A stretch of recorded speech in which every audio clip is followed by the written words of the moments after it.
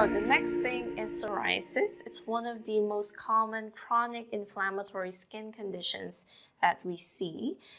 It's mostly described as a plaque, and it has the classic silvery scales either on the flexural areas or the extensor areas.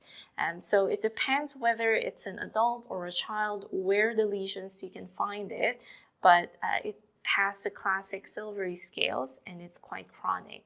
So the patient has this since their young adulthood or childhood, and they can have flare-ups. It usually runs in the family, so there is a genetic predisposition. It can be itchy and dry and quite painful sometimes. Okay. And in 50% of the cases, you can also see some nail changes in the patients. And there are very many different types of psoriasis, and we will be talking about some of them. In psoriasis, the dermis is where the blood vessels mostly lie. In psoriasis, you have a lot of dryness around the skin, so you will have scales or scabbing around them. And once that scale falls off, you see a classic sign for psoriasis called the Auspitz sign. So it's pinpoint bleeding around the area. Okay, and like I mentioned, some of the most common types would be plaque psoriasis. So it can be either in the flexural areas or the extensor areas. You also see scalp psoriasis a lot. It affects the scalp. It can be red and itchy and very dry with scales. Guttate psoriasis is when you see small, round, tear-shaped or round lesions, usually seen in young children or young adults after they've had a strep infection. So the patient can come in and say they've had a sore throat for a few weeks, and then suddenly they develop some psoriatic lesions. You should be suspecting guttate psoriasis.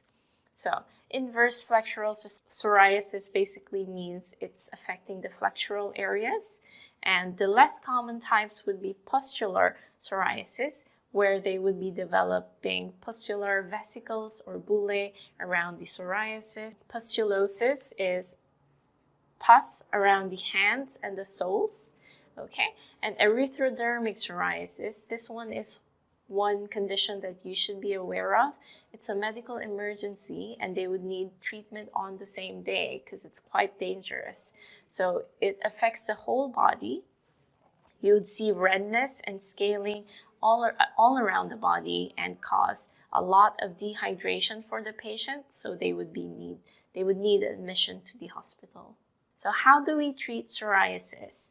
So the main treatment would be emollients. So any lotion, emollients to prevent dehydration of the skin, and steroids to control the inflammation. Okay. Some of the therapies that we can see that can be used is vitamin D, okay, or coal tar preparations. The other treatments mentioned here, like the phototherapy, the systemic treatment, like methotrexate and biologicals, would be prescribed by the dermatologists. They are used in very severe cases, and only the specialists would be prescribing these things. So in primary care, the main management would be to educate the patient. So ask them to look for triggers, tell them to use a lot of emollients, and when they have flare-ups, they would be using topical steroids.